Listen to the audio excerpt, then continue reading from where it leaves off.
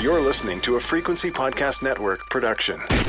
The Brock and Dalby Podcast. This is the Brock and Dalby Podcast. Welcome to Thursday. My name is Brock. I'm Dalby. Man, that Canada game last night was amazing. 4-3 win in overtime over the Swedes to kick off the Four Nations Cup. I'm not going to lie. We sat here in the studio yesterday. You were kind of gobsmacked when I was like, I don't think I really care about the Four Nations Cup. But the atmosphere of that game, and don't get me wrong, Canada winning probably has a lot to do with it. But the atmosphere of that game, I was like, oh, this is a real thing. It's just crazy to watch Mitch Marner score an overtime goal in Montreal and watch the crowd go nuts for him. But also at the same time to watch Austin Matthews come out in the red, white, and blue and just get booed out of town. During the opening ceremony. Man, even just in general, I know we were talking about like the greatest line hypothetically of all time, but dude, the power play unit of McDavid, Crosby, and McKinnon, like literally it went McDavid to Crosby to McKinnon goal, and I was like, what am I watching right now? This is amazing. I can remember like the golden goal, right? Again, let it Crosby, and just thinking like, wow, what a crazy combination, and gold medal. McKinnon, Crosby, McDavid. I saw it somewhere online. Someone said that sentence should be illegal. It's also weird too because when Canada plays is the only time I will root for Brad Marchand. Like he scored that goal last night and I was like, yes. And Courtney's like, don't we hate that guy? I love that you have to reteach her the rules now. You finally got her to know like these are the good players, these are the ones we hate. And then Brad Marchand puts on a red sweater and you've got to be like, well, sometimes we make exceptions. There are times when the name on the back does not matter. The Brock and Dalby Podcast. The Brock and Dalby Podcast. Doug Ford was representing Canada earlier this week in Washington, and we made the joke yesterday that Doug Ford and Donald Trump should just get in a boxing ring and fight. Just scrap it out for the future of our great continent. And honestly, I would pay pay-per-view money to see that. I'm still torn because I still think Donald Trump is an 80-year-old man and would die, but I might watch it. I was thinking about it last night. And I've been trying to figure out what would Doug Ford's walkout music be. Ooh, because he's got both Ford brothers had a flair for the entertainment side, the showbiz side of things. Well, and just with everything that Doug Ford has been saying, I was thinking it would be fitting if he came out too. We gotta take the power back. See, and it's funny because you say that, and my first thought is like he would probably pick something Canadian, but it would also be super fitting for him to go the same thing, turn the lights out. The irony of playing Rage Against the Machine for a politician, too. Also very funny. So funny. And I feel like both Donald Trump and Doug Ford wouldn't get that. Yeah. So that's why it's even better. Maybe like Dancing in the Dark or something like that. Or even better, he comes out.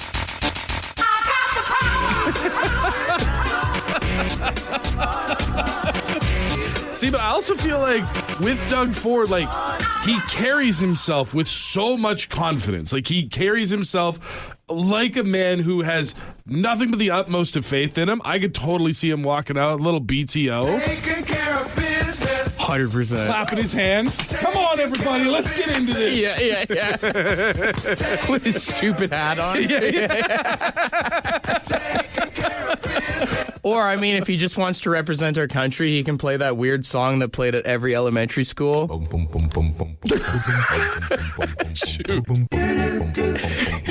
Like it's a WWE pay-per-view. He's got the live barbershop quartet there. You have to, right? They're right by the entrance. He walks out. The crowd goes nuts. He starts scatting with them a little bit before he makes the rest of The Brock and Dalby Podcast. We figured out Doug Ford's walkout music. It's time to figure out Donald Trump's walkout music. Can we just stop the conversation here? Because I feel like you're actually being disrespectful. If we're talking about Donald Trump, we're talking about him being in a fight, we should refer to him by his proper title, WWE Hall of Famer Donald Trump. True. Which means he's already got entrance music, which is this one. Money.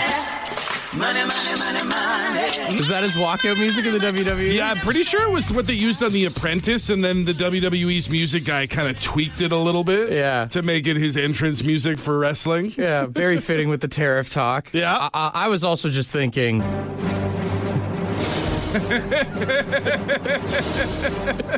Nothing like a little imperialism to bring people to the fight. He comes walking out with the Secret Service. Yeah.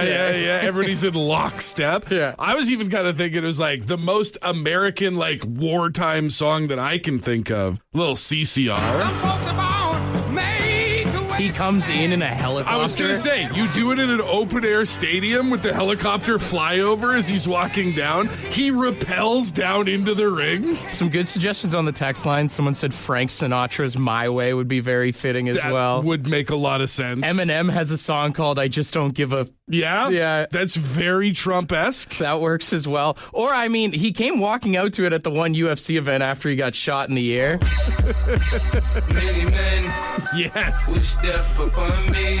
Blood in my eyes, Somewhere and I 50 can't Cent is see. really upset at I'm this trying to be suggestion. what I'm destined to be. Also, I was thinking about, because, like, Trump's a big ego guy. Like, he likes to be told that he's doing well. He likes to be told that he's good. So wouldn't it be fitting for him to walk out to the ring to this? Like, he would just be so pumped up. Dude, that's his alarm clock in the morning. The Brock and Dalby Podcast. We are officially on the cusp of Valentine's Day. Valentine's Day Eve, as it were. You remember Poundland, the dollar store over in the UK? Oh, yeah, I forgot that's what it's called. I saw a story. They have been selling, apparently, in the lead up to Valentine's Day, a £1 engagement ring. And I mean £1 is in the currency. Like a dollar? Oh, yeah, basically a $1 engagement ring that has sort of like, it's like a plasticky kind of band, and then like... So it's like one of the things you could get at like Walmart out the front. You know, you put a coin in, you turn it. It's maybe a little bit like prettier than the dollar store gumball machine ones. But yeah, essentially, it's got like fake plasticky diamonds and stuff like that. I mean, maybe if you were doing like you couldn't afford it and you're like, hey, here's a temporary ring, like I'll get you something better eventually. Or my favorite is keep away from fire. This is a decoration and not a toy, it says on the description of the website. But it also, so it refers to it as a standby engagement ring, with the idea being that you buy this $1 engagement ring, you propose. yeah, like what I just said. Yeah. And then the idea is like, down the road, hun, we'll save up the, what is it supposed to be, like 2 months salary or something? I don't know. I think that's BS, but yeah. I just like, if you think about your girlfriend, how do you think she reacts to getting a plastic engagement ring? See, that's the thing. I mean, like, you might just be excited just for the fact that it's happening. The and then idea of if the the proposal? idea is that you get something else down the road, then it is what it is. And depending on, you know, your lifestyle and whatnot. I just feel like there's a lot of people out there that, like you said, like you see it all the time in the videos when something goes like public or whatever, the public proposals, where the guy drops down on one knee and the girl is immediately like, oh my God, is this happening? Is this real? But I feel like if you open the box and she's like, oh my God, yes, and takes it out and feels that it's like bending in her hand. I mean, Homer Simpson proposed with an onion ring, so... Yeah, Correct? I don't think we should ever look at Homer and Marge Simpson as the ideal relationship. Sure. That was Stockholm Syndrome, brother. Valid. There was trapped by children in that Yeah. relationship. You think that Courtney would go for it? I don't know. I mean, like I said, I think it's the idea of if you're in love and you've been wanting it, Yeah. then yeah, I mean, there might be some disappointment there. It could be excitement as well. Like, it all just depends on the person. I do think that this is one of those things. I agree with you in that the whole concept of 2 months salary for a ring feels like a crazy bar to I think it set. should be what you can afford. Yeah. And I don't think you should put a price on love, technically. I don't think there's a specific price tag or like a formula, but I think you got to spend more than $1. Sure. I think there's got to be a piece of metal in the ring. Okay, somewhere. I'll agree with you on that. The fact that you shouldn't be able to go to the same place that you can go get 2-for-1 candy bars and a Mountain Dew. Honestly, just in general, you shouldn't have an engagement ring from a place called Poundland. That's probably a deal breaker in any direction. The Brock and Dalby Podcast. What is something you should never cheap out on in a relationship? Birth control. Yeah. I've got 2 kids, and the oldest one's 16 months, so I'll let you figure that one out. You know, it always blows my mind when I go to Dollarama and I see the pregnancy tests and they sell rubbers there. Yeah. Not to be trusted. That's just it. Like you said, with the protection. But yeah, even on the other side of things, like whether you're trying or not, I think if you want to know, you want something more definitive than $1. Let's get real. If you're going to Dollarama for a pregnancy test, you already know the answer. Yeah, I don't trust a lot of things, and dollar store is definitely high on my list.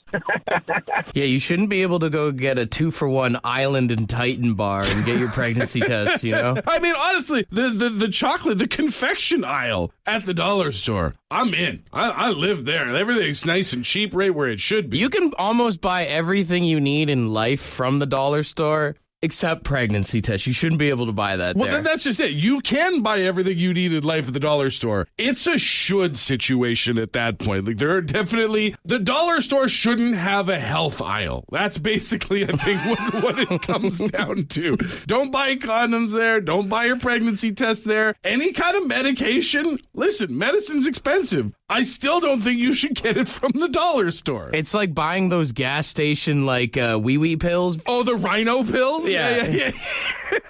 Listen, even if they do what they're advertised to do, you shouldn't do it. If the guy behind the counter at the Circle K has to reach back to hand you something, you're in the wrong part of town. This is the Brock and Dalby Podcast. You know the song Break Stuff by Limp Bizkit? I love the song Break Stuff. Give me some break. Yeah. Pauly Shore was in the music video. Yeah, that's right. There's a guy on TikTok that I follow, and he started doing Limp Bizkit's Break Stuff, but in, I don't know, different kind of cultures or countries versions. Different dialects? Yeah, he did one for British people. It's just one of those days where you don't want to wait up, right? Everybody sucks, everybody's a c***. You don't know why, but he just wants justify ripping someone's bloody head off. He's done a bunch of them. He did a Russian one yesterday. It's just another cold day. Everything is absolutely terrible. Everybody is asshole. And I'm going to justify taking the life of another human being. Jesus. I was laughing so hard watching these last night. That's a great bit. And I was disappointed. He has not done a Canadian version of Break Stuff. Oh, maybe he's waiting for Canada Day. So you know me, I'm a songbird. That's true. I've taken it upon myself. The modern Anne Murray. To do the Canadian version of Limp Bizkit's Break Stuff. Okay, all right. It's just one of those days where you just want to get Tim's, but the drive-thru is the guy in front of you sucks. You're already late for work and you want to yell, hurry the frig up! Just want my farmer's wrap and no contact. I just want to use tap. Worst part is they messed up my friggin' order. Just one of those days, bud. We've all been there. Oh, it's just one of those days. The Brock and Dalby Podcast. I think there's a lot of things in our country that can make you feel like... Oh, absolutely. When Buddy next door starts shoveling the sidewalk and he throws the snow onto your driveway. Yeah. I don't think so, bud. Dude, even when you just wake up in the morning seeing the snow sometimes. Or you just finished snow blowing and here comes the plow. Oh, yeah. To top up your driveway. That's the worst. Oh, when you're driving and the dude in front of you doesn't clear his snow off and it lands in front of you. Oh. You get that Canadian road rage where you want to just get out with your own snow brush and do the job for them. Yeah. Dude, even in general, the price of groceries right now when I go to the grocery store. The Brock and Dalby Podcast. The Brock and Dalby Podcast. Elon Musk was in the Oval Office yesterday, and he brought his son with him. And I don't know if anyone else caught this, but listen here. Prices from one year to the next are the same. Elon Musk's son is sitting right beside Donald Trump, and I don't know if you could hear that. I'll turn it up a little bit louder. He says, "I want you to shush." Prices from one year to the next are the same. and they're Is he talking to Trump? He's looking directly at Donald Trump. He's sitting like right at his desk, and he goes, shush. Saying what we all have been wanting to say to him. So many people, even in his own staff, have been trying to tell Donald Trump to shush for years. And, you know, say what you want about Elon Musk. His kid's got a good head on his shoulders. That must come from his mom's side. The The Brock and Dalby Podcast. Send a text to 762-555. Send a text right now. Ask us anything that you want to. We'll try to read it on the radio right now. 762-555 is the number. Send a text. Send a text right now. I tried not to do the accent. No, and honestly, I appreciate that.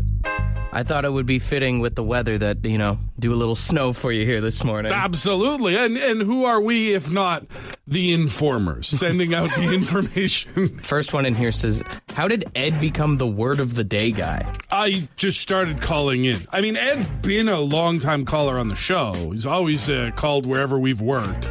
And he just got a word of the day calendar. Yeah, well, we kept trying to come up with a bit for him, and then one day he said he had the calendar, and I was like, if you want to try, leave messages on the bad line. Yeah. And then it kind of just stuck, and then here we are. Basically, he started doing it, and you guys liked it, so we kept letting him do it. Yeah. The question also asked, does he get any free swag? And no. I've given him swag before. Have you? Yeah, I've given him some stuff when I've seen him, yeah. I don't even get free swag. What the hell? You gotta hang around after 9 o'clock. Another one here says, I've been seeing this girl for about 2 weeks. Should I get her a Valentine's Day gift? It doesn't have to be anything over the top, but maybe some chocolates, some flowers. Yeah, I think this is one of those ones where it really is the thought that counts. You're sort of showing that you're serious about all that. But yeah, you don't have to go break the bank with a pendant or something. It also depends. When you say you're seeing someone for 2 weeks, there's a difference between seeing someone and then starting to get into it with someone. Right, yeah.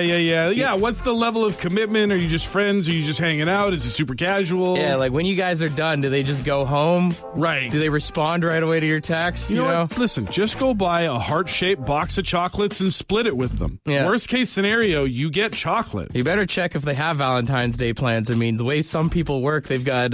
Yeah. A few Valentines. Reservations at a few places around town. Yeah.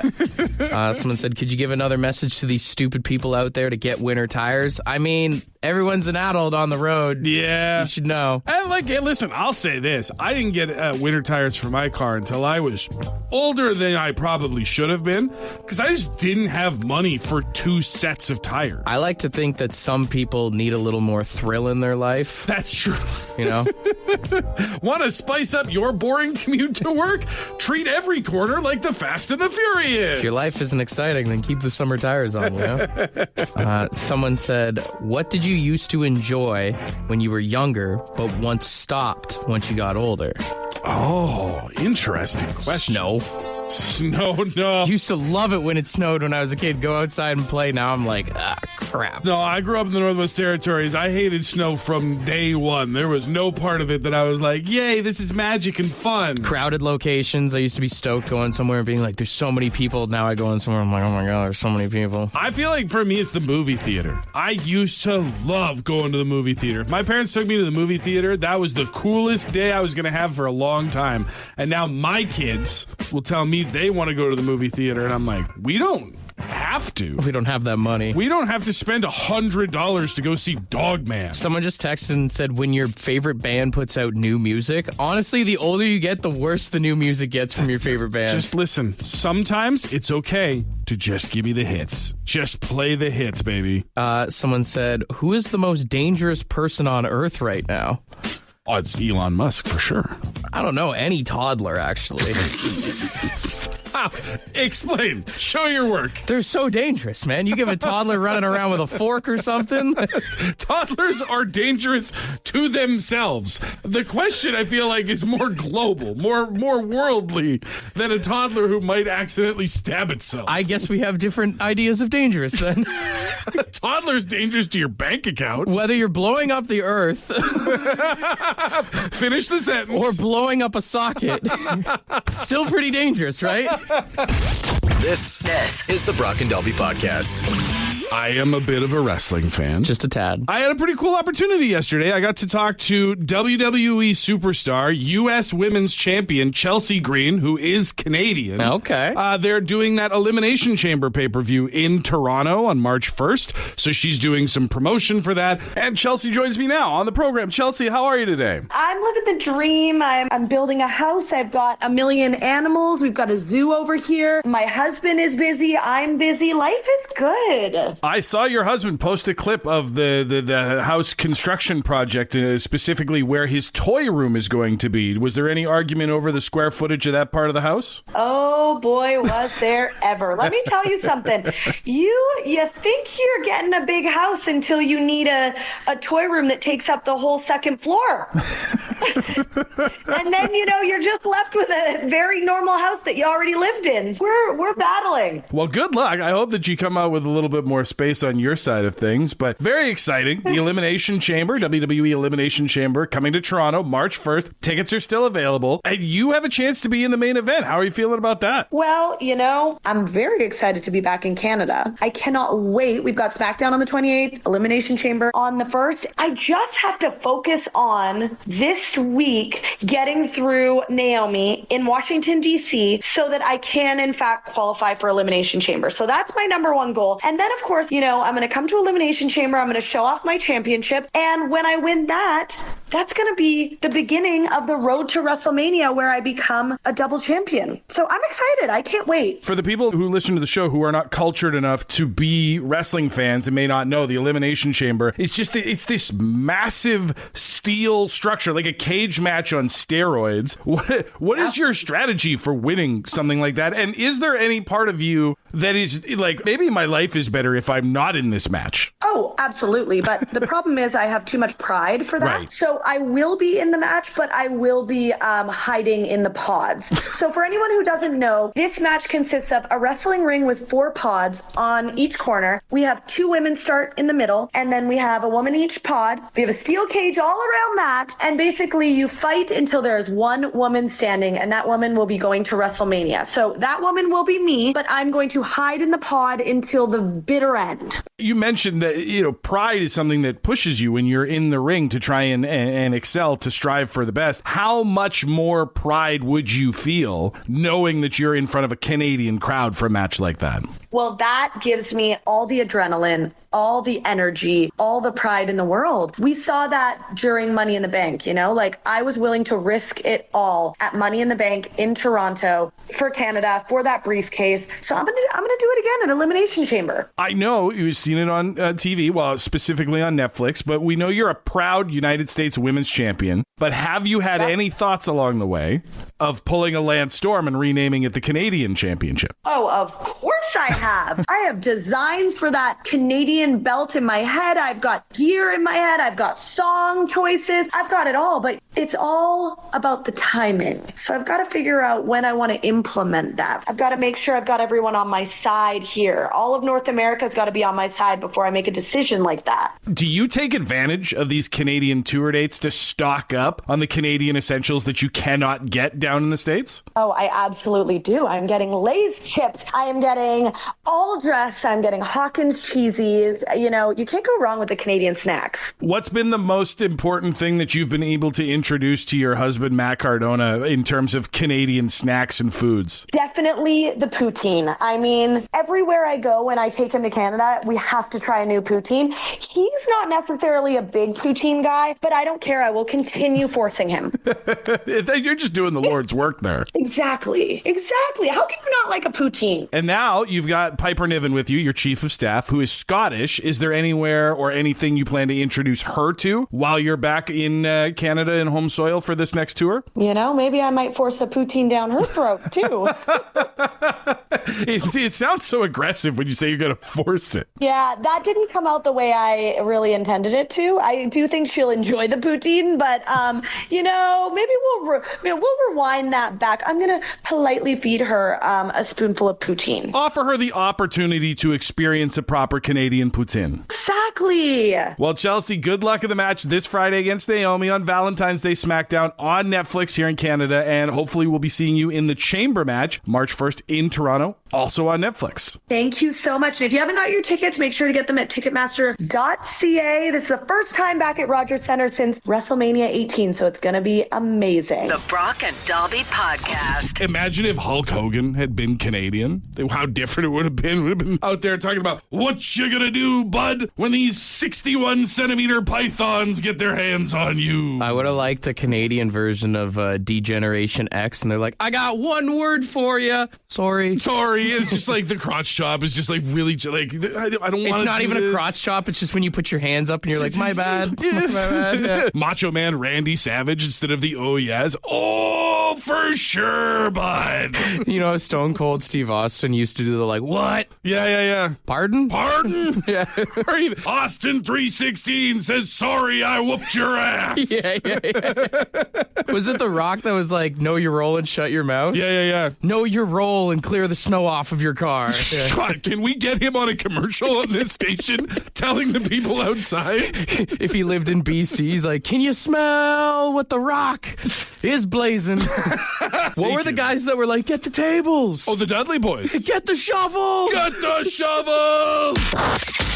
The Brock and Dalby Podcast. The Brock and Dalby Podcast.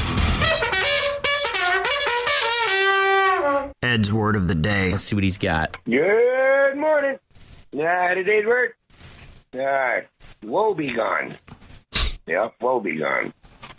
WOEBEGONE. Woe be gone. Sounds like a spray. And it's woeful. Imagine that. Exhibiting sorrow or misery, being in a sorry state. Yeah, well, that mood can be gone.